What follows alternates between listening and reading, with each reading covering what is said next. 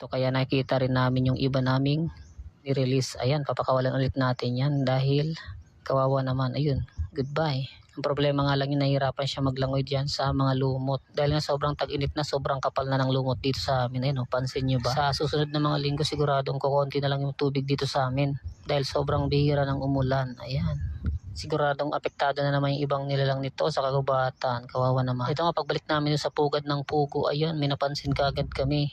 Merong isang egg eater na kumakain ng egg na snake. Yun nga pala yung tinatawag na kukri snake. Ayan, mahilig silang kumain ng itlog. Paborito nila yan.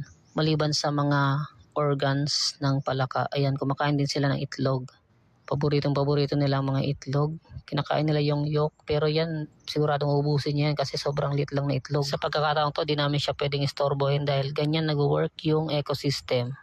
Hindi natin sila pwedeng pakialaman dahil yan yung trabaho nila.